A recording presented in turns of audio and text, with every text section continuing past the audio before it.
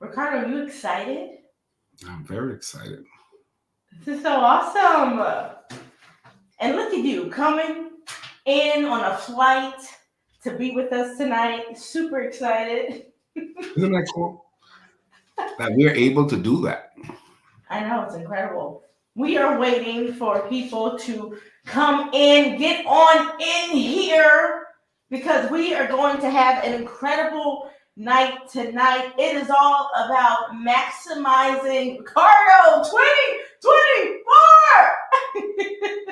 It is here. I'm not even talking to my mic. I'm so excited. I didn't even bring my mic over here. Look at this. Hello, Mike. Yeah, Thanks for visiting. I can hear you better. It is going to be an exciting night. You guys get on in here because, oh my goodness, we have the Ricardo Miller. Is that what they call you? The Ricardo Miller? Is Just just in the children's ministry moving forward. they call you? You guys, we are so excited. Ricardo, we did it.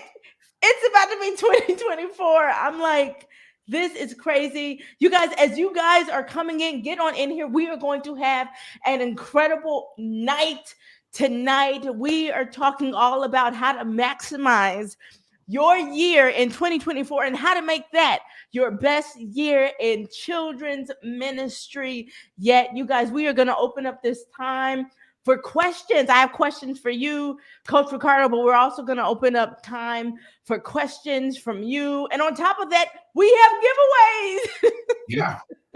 Must be present to attend or to receive as of now. To get So what I want to say, Esther, as we have people jumping in, you need to go ahead and share with your team that you know that they're a part of this community. You tell them, hey, man, they're live now. Jump on in. Because here's what will happen, Esther. If a team of 5 is in, they could probably win more of the prizes because a team of 5 from one church has chosen to go ahead and communicate and involve and engage and all that cool stuff. I know. So you're telling me that they can hog all of the resources that we're giving out tonight. Come on, somebody. Make sure you let your team know to get on in here tonight. You guys, I see as you guys are coming in, go ahead and let us know where you're from. For some of you, I'm going to tell you, for some of you, we are using a platform called StreamYard. And if you are not registered for that, it comes up as Facebook user. I would love to know your name. So make sure you are putting your name in there because we may be seeing Facebook user and maybe you might win something and we'll be like, whoa, it looks like Facebook user won this prize.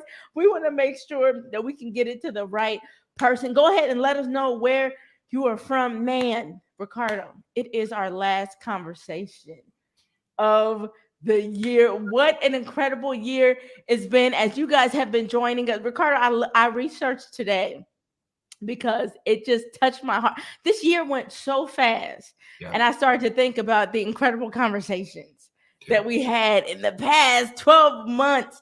We talked about balancing life and ministry. We talked about how to help our kids fall in love with church again. We went into children's ministry in crisis in the conversation and had our friends from Orange come talk about that. We talked about prioritizing health in children's ministry, recruiting volunteers, managers versus leaders, some of the biggest mistakes we make in children's ministry and how we can avoid them, special needs in children's ministry. How important is that? Running a children's ministry department, and of course, burnout in children's ministry. But oh my goodness, I think this might be the best conversation tonight. How to make 2024 your best year yet in children's ministry. So you guys, as you guys are coming in, I want you to know, listen, we don't just want to just give questions. I'm going to give Coach Ricardo some questions, but I want to know your questions too. I do not want you to sit on them. If you have a question for us tonight, I want you to go ahead and put it in that chat box because we want to hear from you. We want to help you tonight. I see so many amazing people are coming in. Chicago is in the house. Dallas, Texas is in the house. Did you put that you're in the house, Ricardo? That is not necessary. We have Virginia, my soul sister, in the house. At North Carolina is in the house tonight. You guys keep coming in, keep coming in. Go ahead and send a text message to somebody you know who needs to be here tonight, who you know needs to get this burning question answered. And I love it, Ricardo, that we have you, that we are ending the year with you tonight. Mississippi, what's up? Is in the house tonight. I'm multitasking. I'm just super excited about everything. But I have to tell you, because Ricardo, it has been what? It has been almost it's been over 4 years that we've been doing these conversations. And I wanted Ricardo here today in particular because he is just I was about to say humble, because you are humble, but it makes me laugh. Because it looks like you're not, but you're like the most humble guy I know.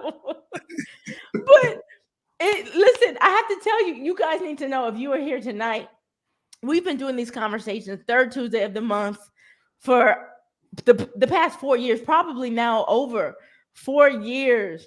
And Ricardo was the inspiration behind the first conversation. And I can remember, Ricardo, I don't know if you remember this.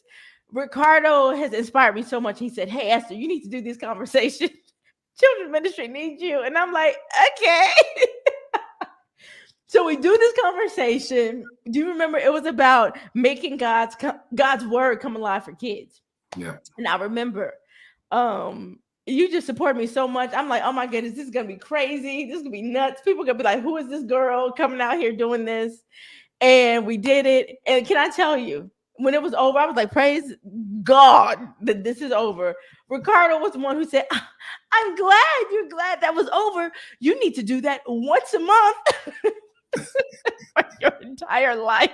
But it has been the biggest blessing. I know if you were here tonight and you have been a part of these conversations, you know already how much value has been added into your life. So I'm super excited. You guys, we are going to jump in tonight. We have What's Up, John, Texas. More Texas is in the house, Ricardo. That's not you. I just want you to know that this evening. And questions are already coming in. I love it. I love it. I love it. You guys, this evening is for you. Traditionally, we ask questions. We're going to do that, but we want to make sure that we get your questions in this evening. Ricardo, I am going to go ahead and jump in. You guys, we are giving giveaways. Do not forget to be here. Must be present to win. Ricardo, I want to ask you, I want to talk about challenges. I wanted to jump into this before we answer a question from the chat box. I want to talk to you about challenges.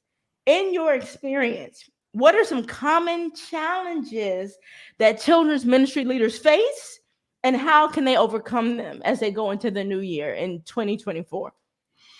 Thank you once again, Esther, for allowing me to be a part of this talk and to close out the year. I'm excited about it, and seeing questions coming in already, that is huge. Esther, I know you probably have your phone nearby. You can see the names on your phone device. Thank you. See, he's so valuable. Yeah, if you're not able to see the name. But when we talk about a couple of things, I think that are common challenges that children's ministry leaders are facing. What I would say is this is a big one. This is a big one. Number one would be lack of confidence. Lack of confidence. A lot of people are afraid of the word confidence because, we hear a lot, be humble. We hear, we're afraid of the idea of coming across arrogant and a little bit cocky or whatever, but a lack of confidence. I'm reminded of Joshua and how he was instructed, be strong and courageous, be confident and assuring of who's with you. And so I've met so many children's ministry leaders who are called, but they're not confident. And let me tell you what increases confidence: belief in self. Belief in oneself. Well, the contradiction there is that we don't teach people to have confidence in self. Okay, we don't teach people to have confidence in themselves, because when you're too self-confident, then we start to think that person is off, because a lot of churches and a lot of messages that go across that a little bit of self-confidence come across too much like self. But I'm here today to tell you, follow the Jesus model. Jesus says, I am the way, the truth, and the life. I am the bread of life. And then he says, come follow me. So follow his way of doing ministry and you will do well in ministry. And so you need confidence. In 2024, please know that you can increase in confidence. I wasn't always confident. Okay, that's number one. Number I two can't is even imagine a non-confident Ricardo. Like, I can't even picture that. that's funny. I'm not gonna take up my time at this one point. Number two is what's this? Poor self-management skills. One of the challenges that I find with a lot of children's ministry leaders, they're called, they're passionate, and they're highly interested in reaching the next generation. But number two is poor self-management skills. They're just all over the place. They're just all over the place. And here's the deal: the greater the call on your life, the greater the accountability you must hold on yourself to manage what's been placed on your plate. Okay, so somebody says, "Well, I have so much going on." Then you have to learn how to manage better. And so you're going to become overwhelmed because if you're not managing yourself well, Esther, it's like having a cluttered home. Okay, it's like having a cluttered home. You walk in there, you came in only for 30 minutes from work, but now you have to go to the grocery store and you can't find your keys, you can't find your phone, you don't remember where you left your bag. You're just like, where's my shoes? You can't find 2 pairs of socks in your own home. Why? Because you are not organized. You are not managing yourself well. And so I found that to be a real major issue with children's ministry leaders. I believe 2024 needs to be a year of self-management, which is going to roll over into responsibility management, where you manage yourself well and it's going to trickle out to what you are also responsible for. And then the last one, Esther, is that I found that this is a big challenge for a lot of people, and that is underdeveloped people skills. Underdeveloped people skills. I like children, but I don't get along with people well. And if you're not like me, I won't do life with you. I won't do ministry with you. And so a lot of people, they have small ministry department because they're small-minded when it comes to dealing with different types of people. So the underdeveloped people skill, children's ministry leader oftentimes is not comfortable. Watch this. You have a team of 10 workers, right? You have a team of 10 workers, but you're a part of a church that has 1,000 members. And your 10 workers are feeling like you all have to do it all. But the truth is, the majority of people in your church are not actively involved in ministry. But because you're not comfortable in who you are and understanding the role that people play in your assignment, you got to now get out of your comfort zone and go into the deep and now recruit. And so that's a part of that whole element of building a dynamic team, is that you have to have good people skills. Okay, so Ricardo, let me ask you, because I think that that's so important. People skills are so important in kids ministry. What are some tips that you have when it comes to, like, if I am watching tonight and I already know I struggle with people skills. Look, it is what it is. Okay, I am an introvert to the max. How can we overcome that? Can we overcome that and gain people skills? You can. So number one, decide to work with people that's not like you. Become more accustomed to working with people that's not like you. A lot of us limit ourselves because, he is not like me, she's not like me, I can't stand her, but she could be your secret sauce. He could be your secret sauce. The day and night dynamics breeds for a positive and negative, which brings about the power in the battery. Okay, so if you want to do ministry well, you want to have good people skills. Well, one of the things is you got to learn how to work with difficult people or different people. Okay. You got to learn with difficult or different, whatever you want to label it. Oh, the people at our church is difficult. Maybe they may just be different. That's number one. Number two is you just got to be willing to move beyond your biases. Move beyond your biases. There are a lot of people, Esther.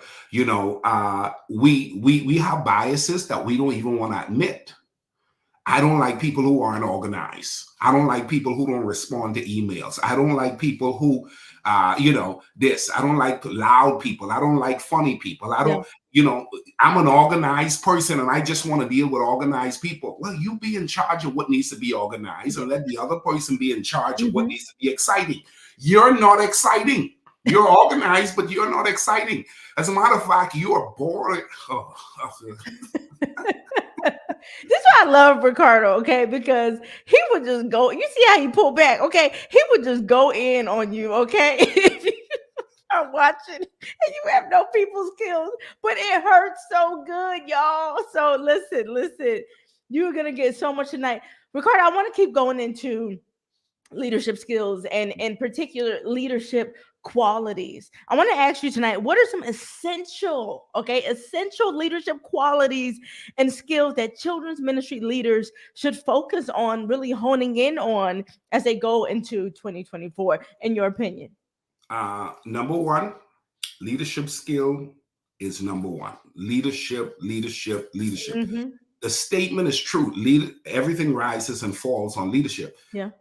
Here's the deal, Esther. You could be given the position and not be a leader.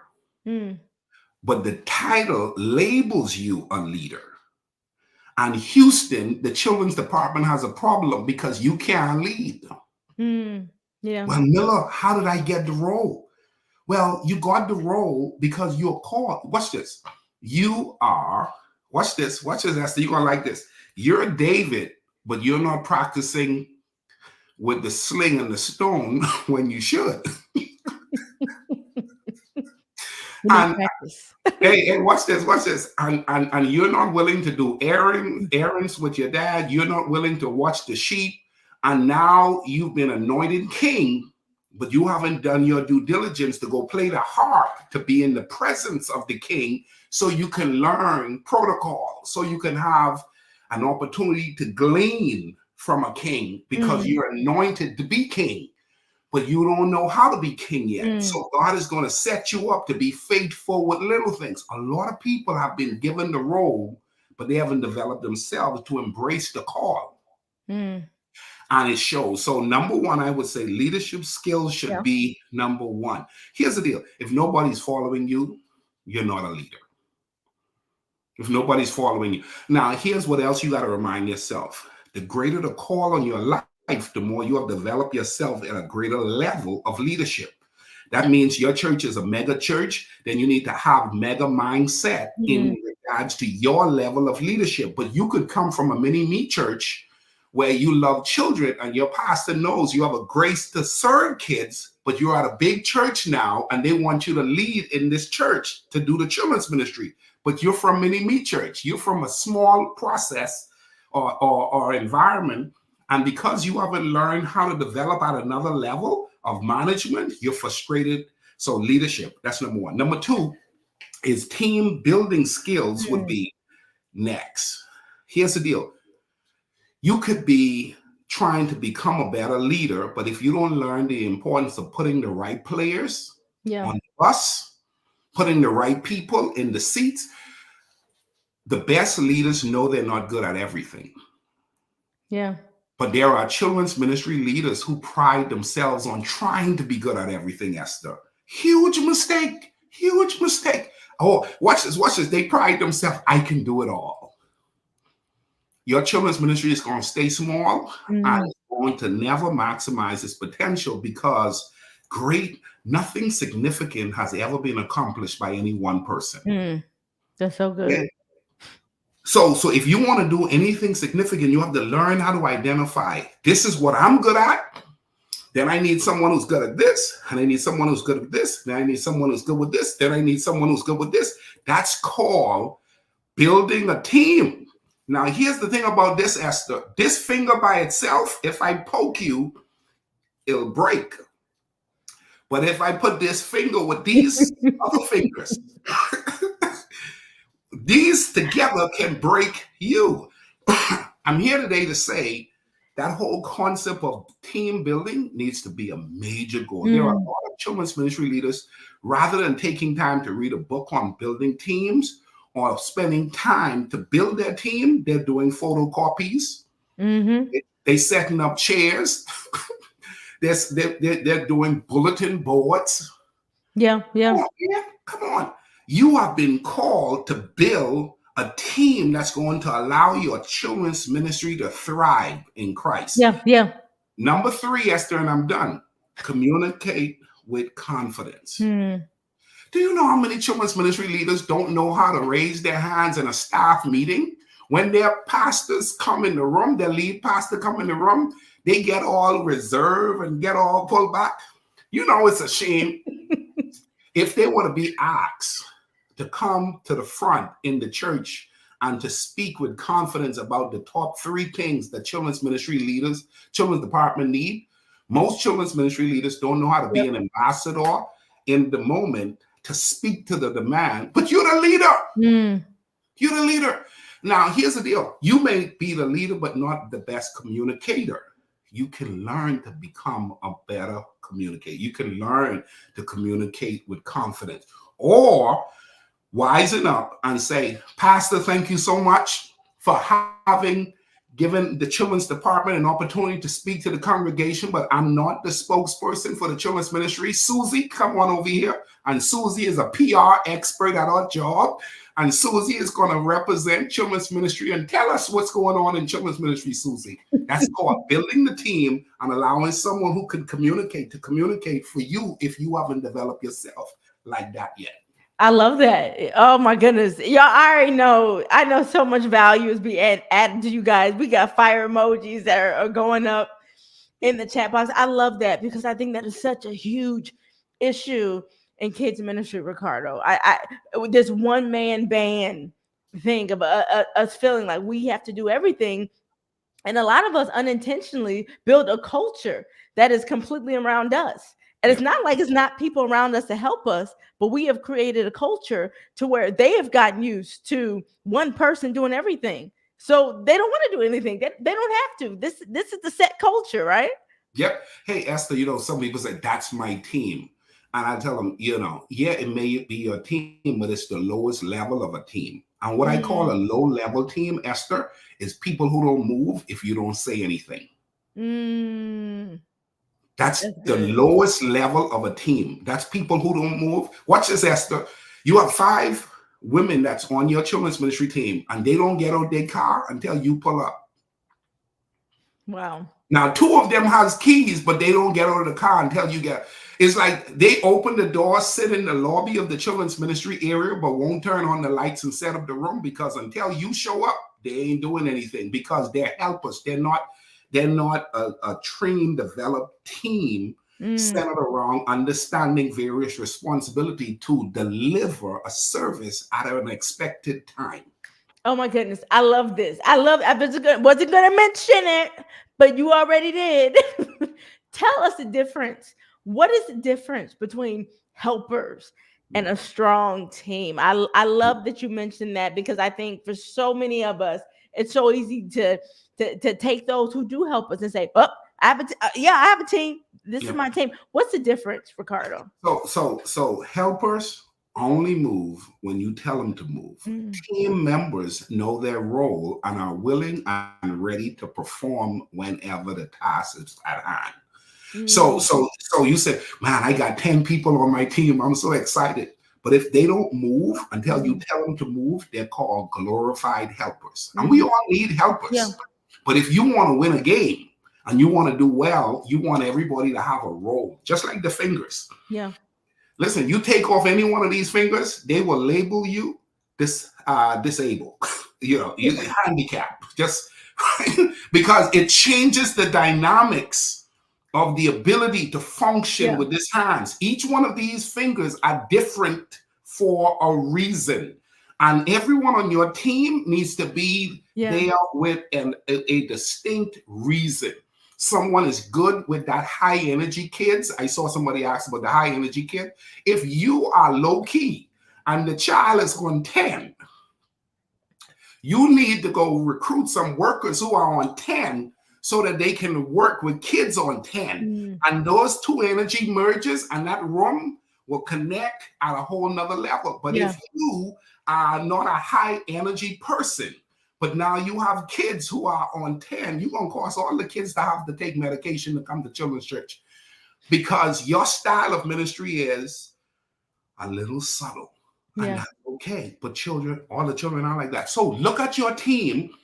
Oh, watch this. Look at what you need, Esther. Mm. A lot of people, I need someone who's administratively strong. I need somebody who knows how to teach with the multiple teaching style of a room. High energy kids, reserved kids, quiet kids, shy kids, smart kids, outspoken kids, all in one room.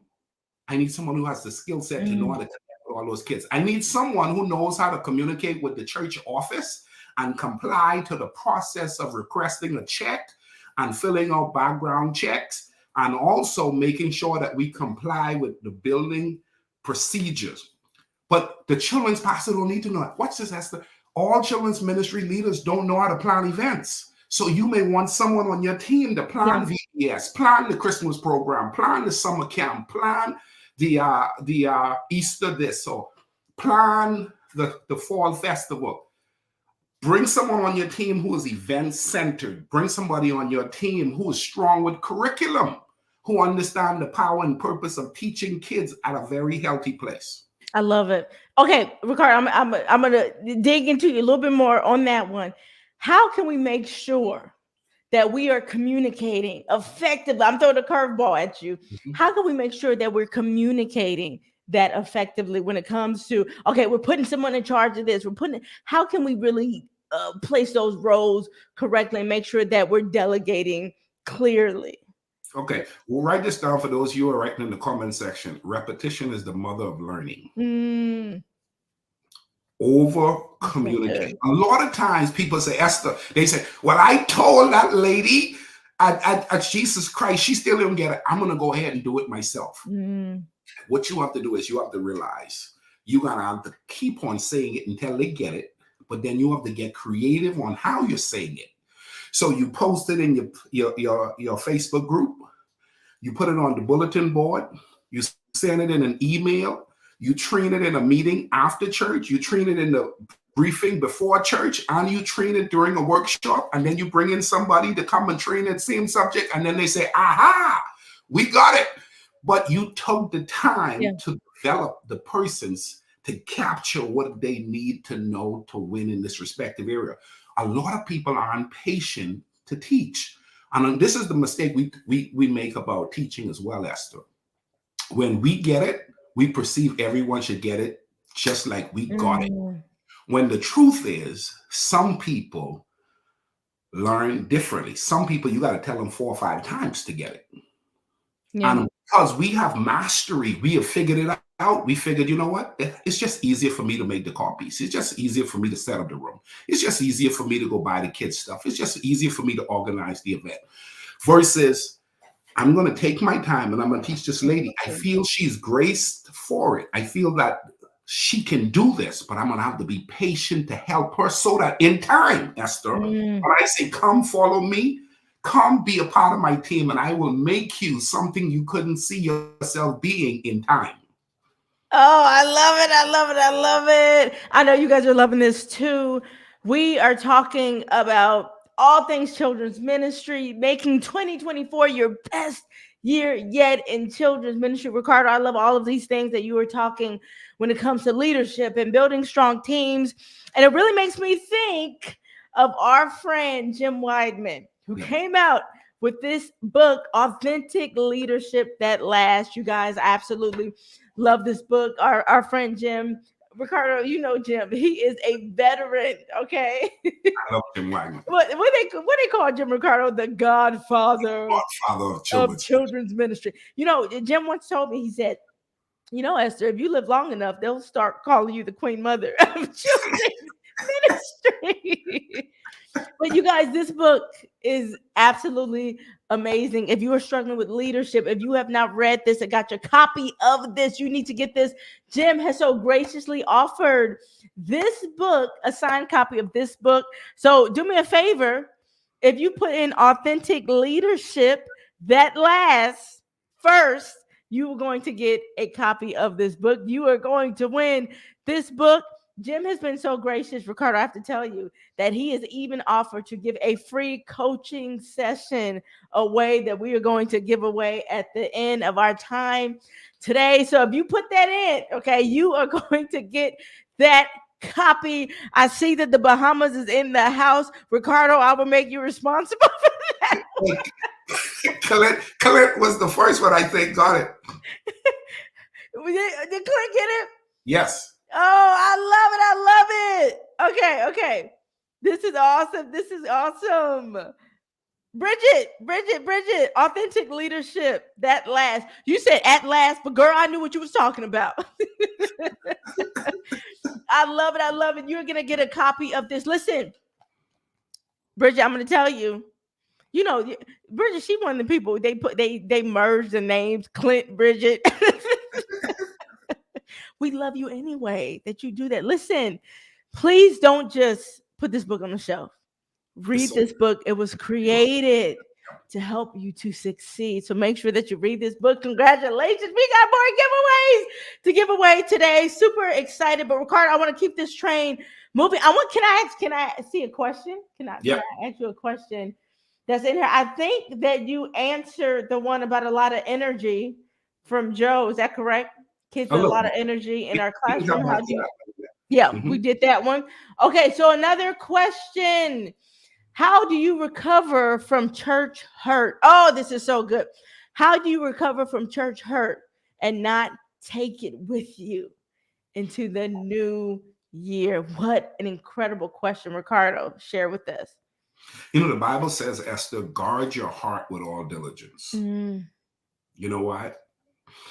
Along the way, challenges are going to present themselves. Unfair things will happen to you.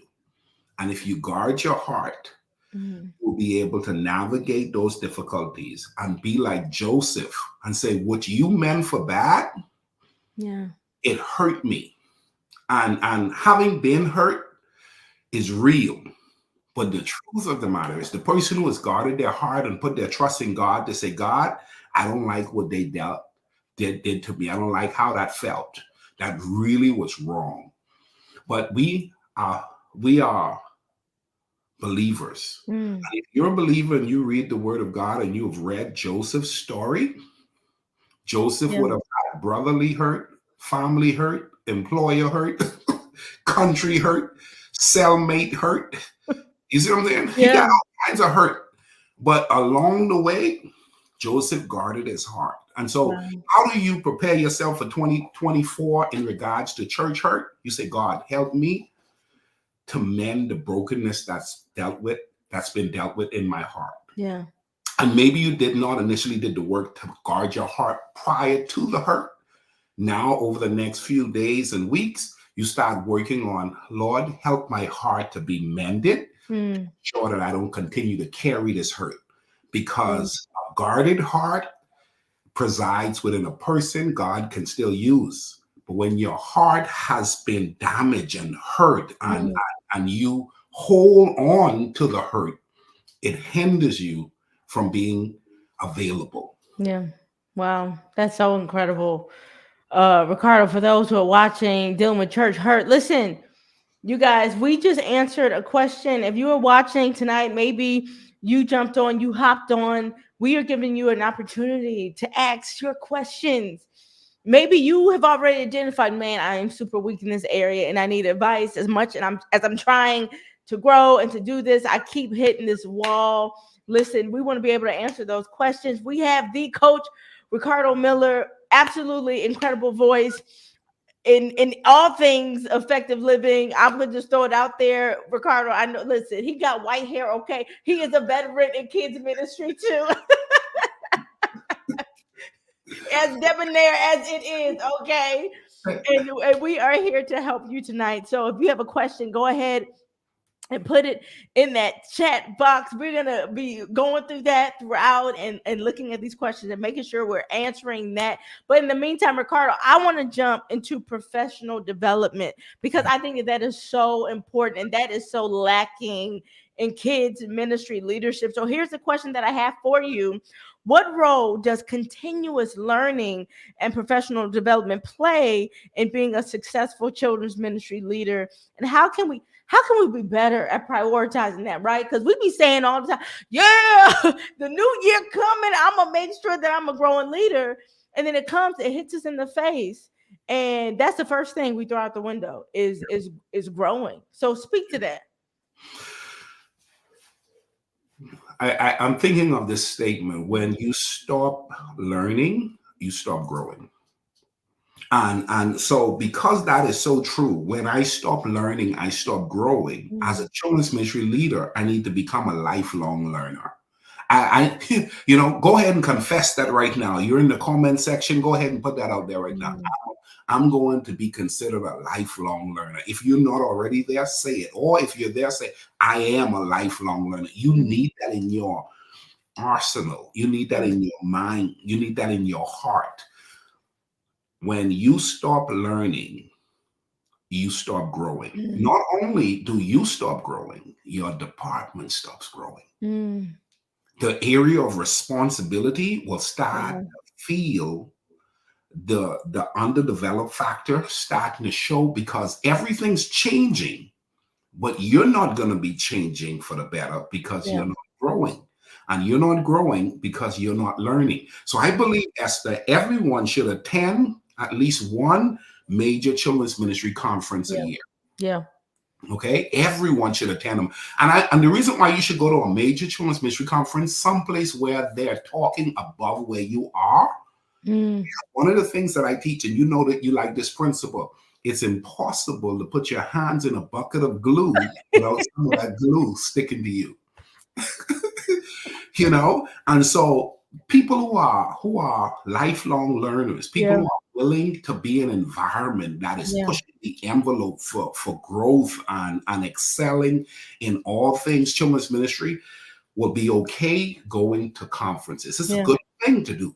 And another thing I would say is, any children's ministry leader who consider themselves to be progressive and is going into 2024 as the leader, you need to commit to reading at least, I would say, 6 books a year that's centered around you becoming better at your craft, at your gifting. In other words, don't read what you like, read what you need. Let me say that again. Don't read what you like, read what you need. So you like reading motivational books, you like reading the curriculum, you like reading about worship, you like reading about prayer, but you're suffering with volunteers. You haven't built a team in 3 years as a children's pastor. Still you going to the store to buy everything. You're still vacuuming. You're still bulletin boards. You're still teaching the class. My Lord, go ahead and read. Make 2024 your year to read all things team building, or all things leadership, or all things organizational structure. The bigger your children's ministry, the more you need to understand organizational structure. You could be called to teach kids, but be underdeveloped when it comes to understanding structure, which then will limit your children's ministry for growth. I love it. Look, Ricardo giving us some zingers tonight. I mean, just bam, bam, bam. Don't read what you like. Read what you need. I love how you talked about volunteers, Ricardo. Maybe that's a need that you have. Maybe you're great with kids, but you struggle with managing volunteers. So, Ricardo, I want to do another giveaway.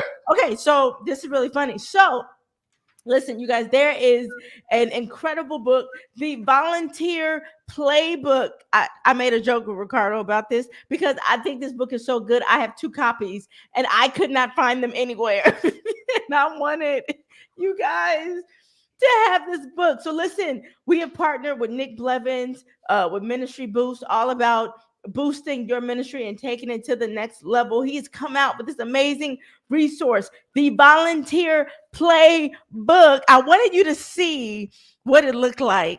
He is going to send you a copy of this for the first person that says The Volunteer playbook. Ricardo, can I tell you everything that you need to know when it comes to recruiting, retaining, nurturing, loving, building volunteer teams is in this book. Who said it first? Who said it first? Who said it first, Ricardo? He's helping me. I'm looking. Look. Listen, Brandon, you got to be quicker. I know you need this book, man. Come on. Wait a second. Who got it? Oh, it was Imani. Brandon, you were so close. Brandon was close the last time too. Brandon, you have to type faster, okay? Get your wife on here, okay? Imani is the winner of the volunteer playbook tonight. Brandon, at least you can write it down. I love Brandon because this is a new role for him. And he's come on tonight and he's like, look, I'm about to win this stuff. There is still time, Brandon. Do not give up on us tonight, okay?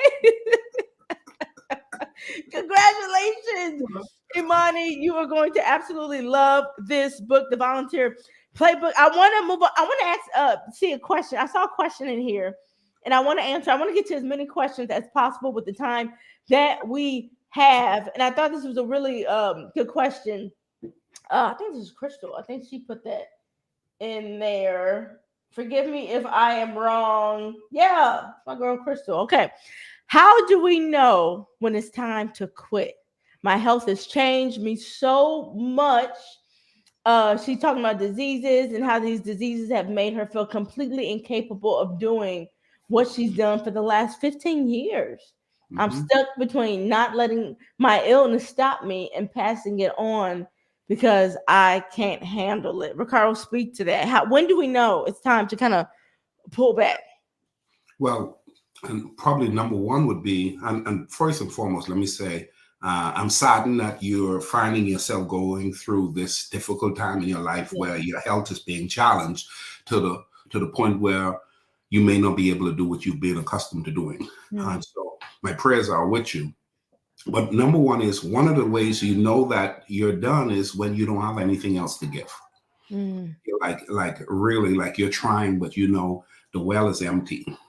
The well is empty, but you could still love what you do, and you could still feel like you want to do it, but is it producing like it used to produce? And am I trying to give something that I just don't have anymore to give?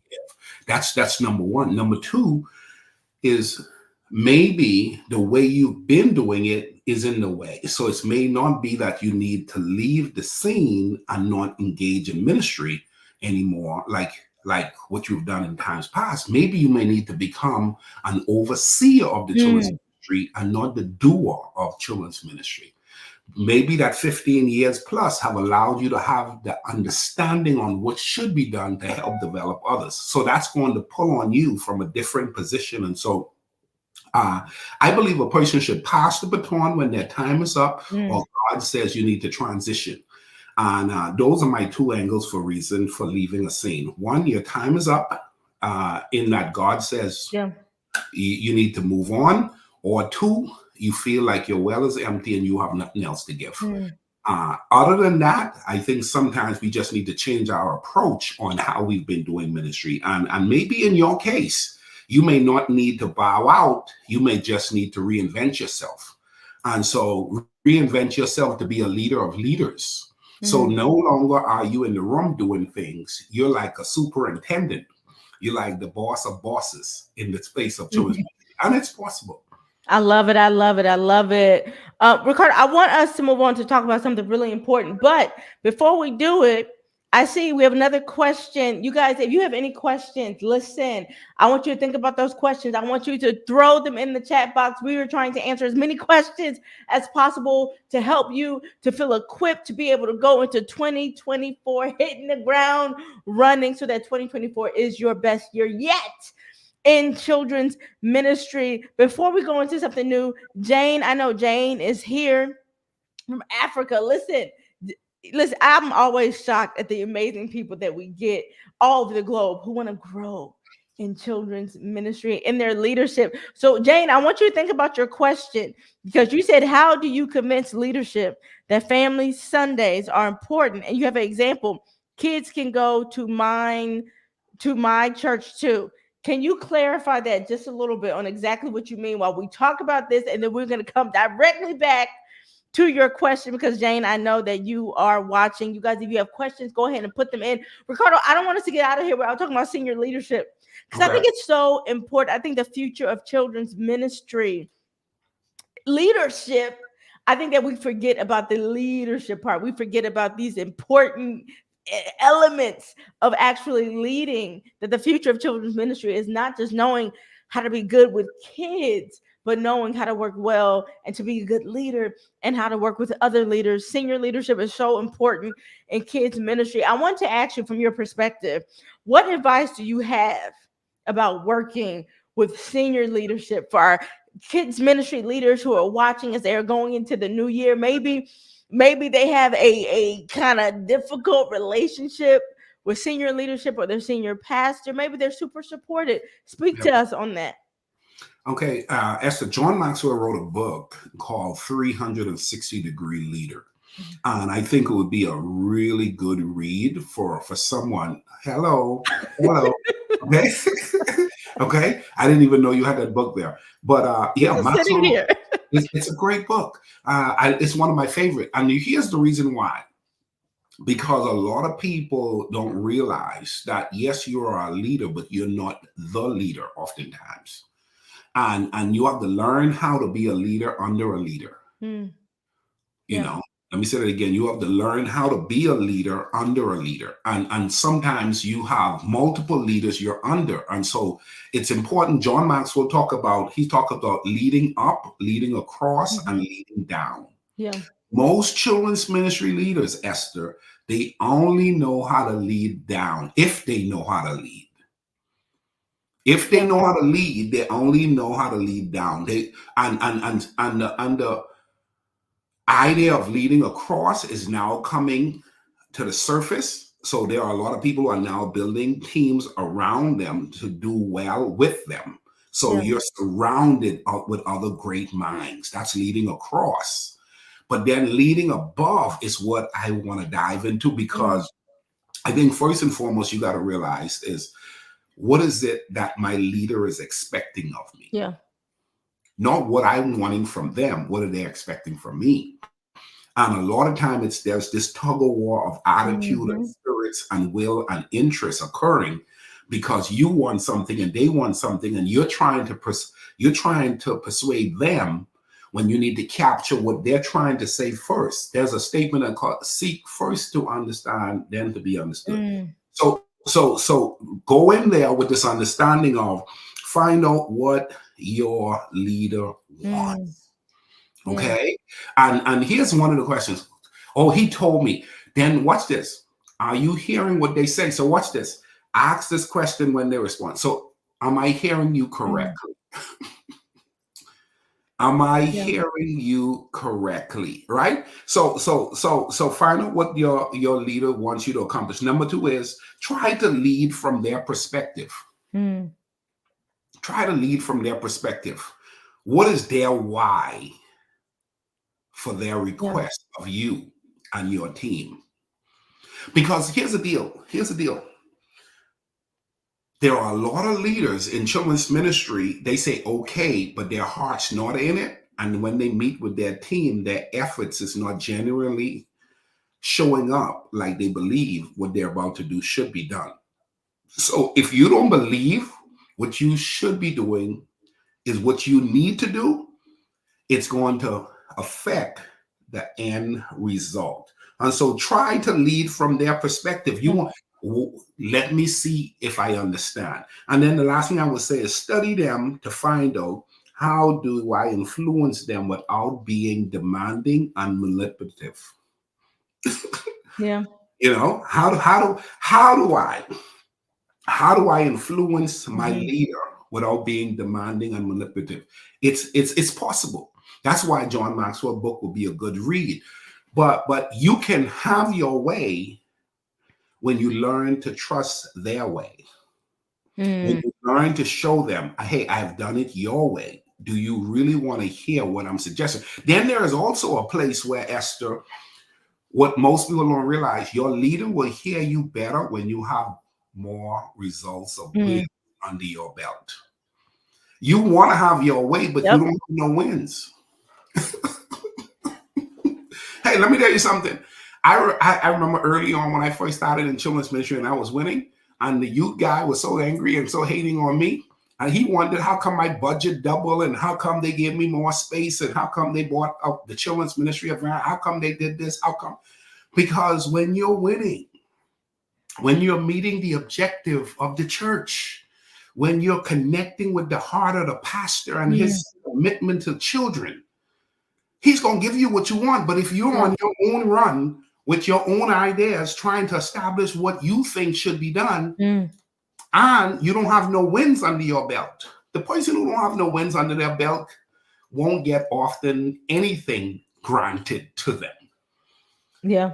There are some churches where the person may have mercy on you and feel for you a little bit to give you a little, throw a little something out to you. But you really want favor to come to your department, find out what your leader wants and give them some wins and watch what God does with that. Yeah. And be open about those wins.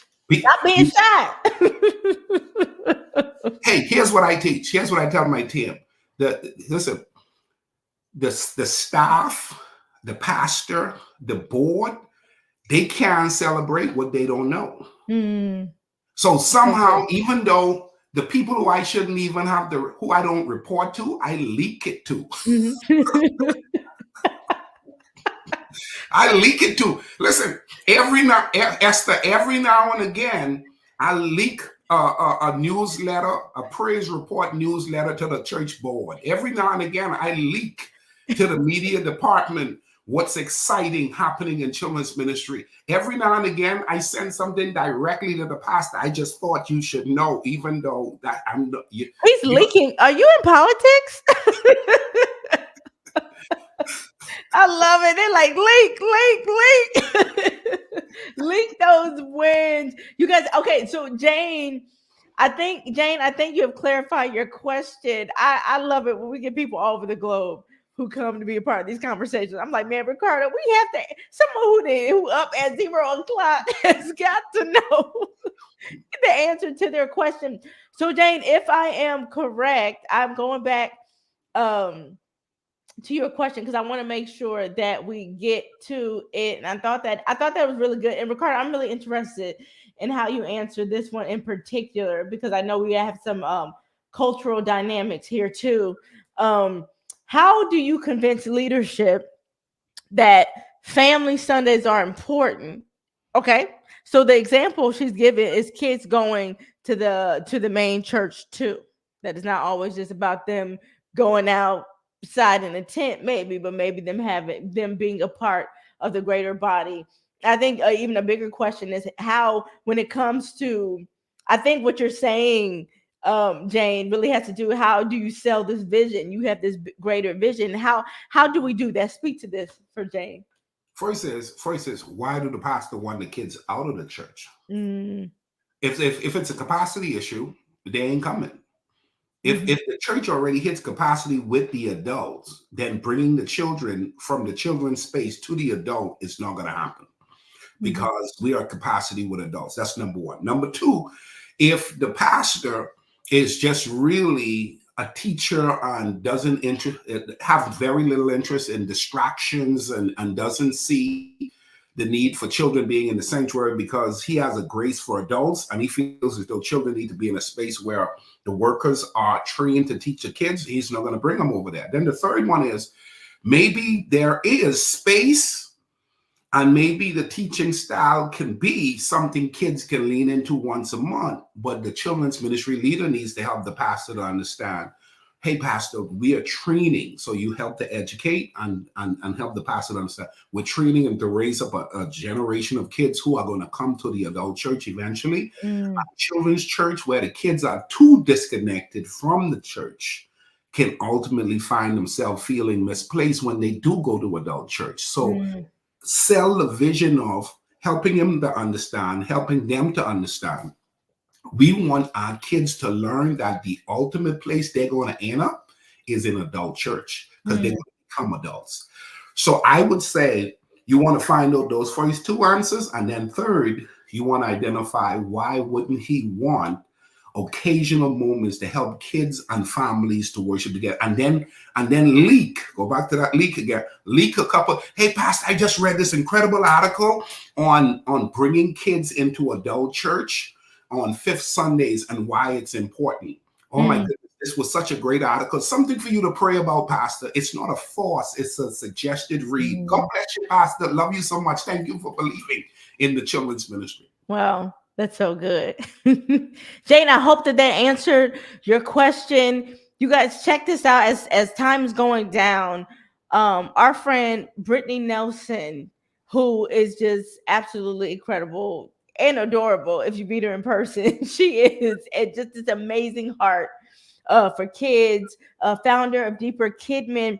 There's a resource. Don't even guess what I'm about to say and then try to put it in the chat box, okay? Because I think y'all got me figured out now, okay?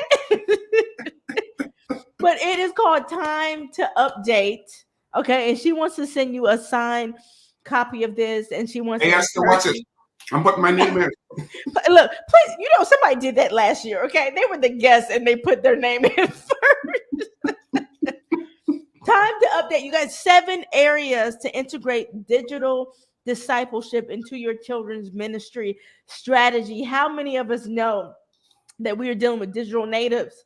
And it's not just the kids, their families, their parents on digital technology. How are you maximizing that for your kids' ministry? We are in a new day and age where we need to learn how to be just as excellent on do digital technology and on social media as we are in person. Because Ricardo, I've been researching this. Research says that when people see you on social media who have never walked through your doors, they judge you immediately based off of what they see on social media to see if it's even worth it to actually go through your doors. So many of us need help with this.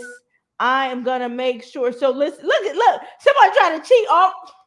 Somebody trying to cheat already, Jane. I see you, Jane, cheating already.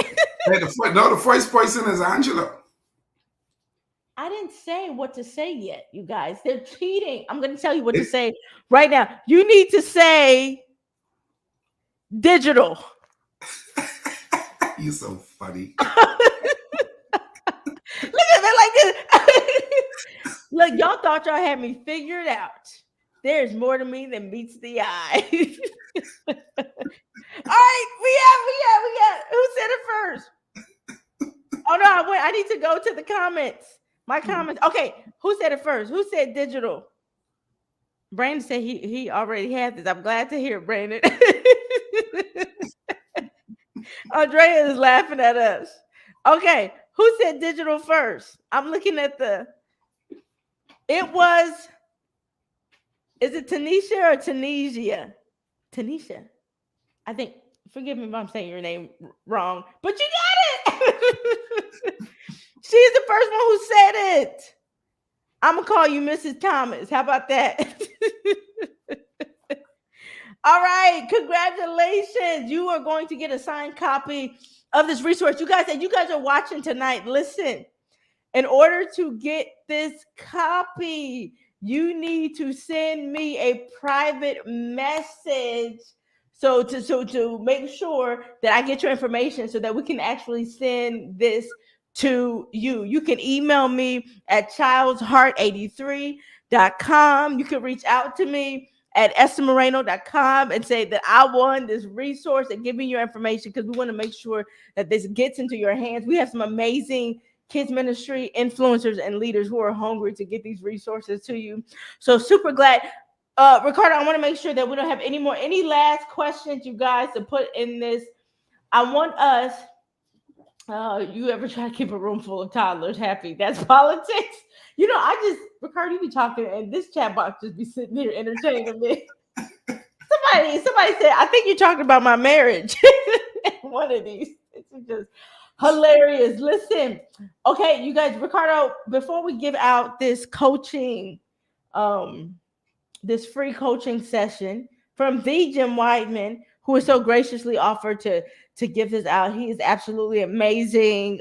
So many incredible years in children's ministry. Whatever you're going through, struggling with, can definitely help you with that. Ricardo, I want you to leave us with some last words of encouragement for those who are watching tonight, and just advice on how to really go into 2024 and making that your best year. I want to mention two words, Esther. Two words you don't, two positions, two angles that you very seldomly hear talk about in children's ministry. And that is, guys, before you end and go off from our talk tonight, going into 2024, I need you to go in there with what we call a growth mindset. A growth mindset says, I got this, I can do this. God's with me. He's not done with me yet. So I'm going to put my best foot forward. A growth mindset. A fixed mindset is a person who says, I'll never be able to recruit workers. People will never join my team. You know, kids just don't come to church no more. And you lock into this position. Yeah, Esther's just lucky. Oh, Jim Wagman, and you start justifying people's favor as for them, but not for you. And that's a fixed mindset, and it's a bad place to be in children's ministry, where you start to hear of victories and success and phenomenal things happening, because there are a lot of children's ministry leaders who are doing it well and having a phenomenal experience in what they're doing in kids ministry. And then there are a lot of others who are struggling, and because if you struggle for a while, you start to believe your struggle is what your reality is forever. Yeah. So you say, well, you're not at my church, Miller. You're not at my church. Here's what I want you to know. You could become the influencer that changes the environment at your church. Wow.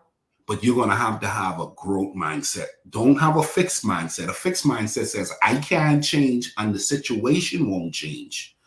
And so it's just going to always be that way. That's the first thing. The other thing I want you to do is I want you to start reflecting on your leadership capacity. Leadership capacity.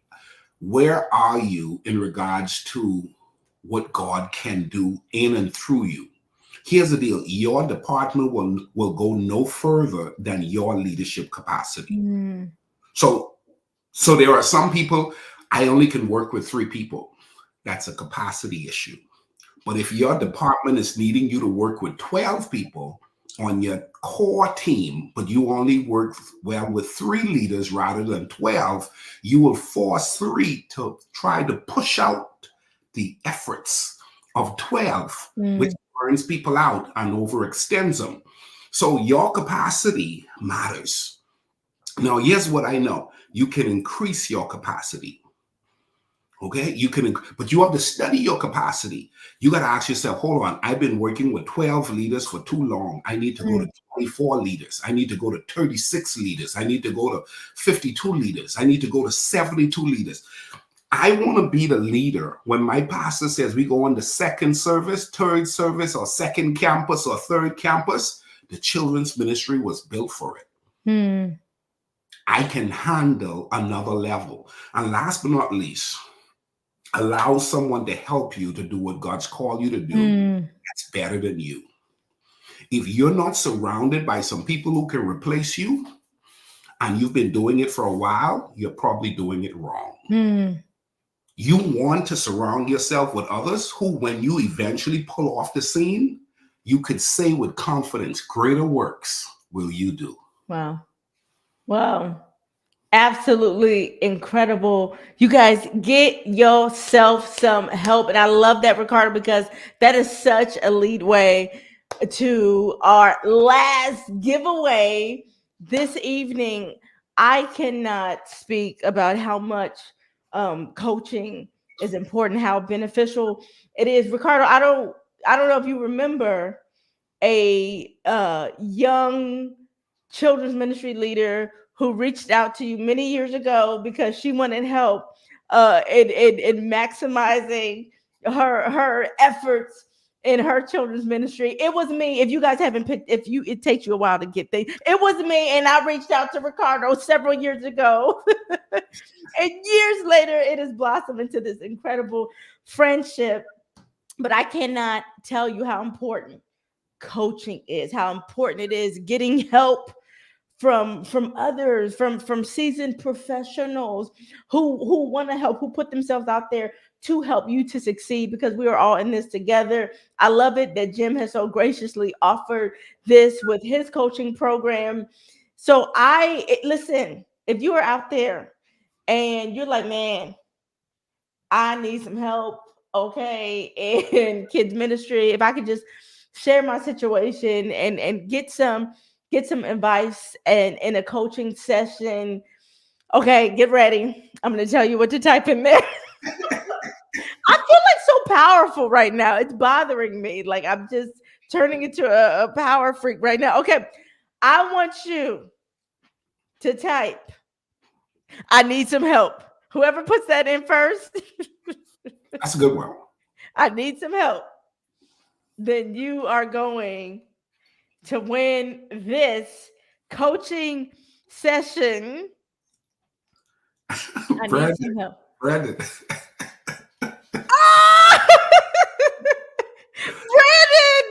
Brandon got it, you guys. Brandon finally won something tonight. I was praying for Brandon, man. I was like, Lord, make a way for Brandon. There is magic in the mug, Brandon. There is magic in that mug. Just know that. I love it. I love it. Brandon, congratulations. I will let Jim know that you are the winner, man. You deserve it. How you stuck with us, but you didn't give up. That's what you be in children's ministry. You cannot give up when times look hard. Everyone's celebrating Brandon now in the chat box. Yeah. You guys, it has been an absolutely incredible year. Thank you for sticking with us this entire year. Ricardo, it's crazy how I've been a part of these conversations and how I have grown from everyone who just put their comments in the chat box, how God has brought children's ministry leaders to just help other children's ministry leaders. Maybe there's a situation that I couldn't speak to, they would speak to.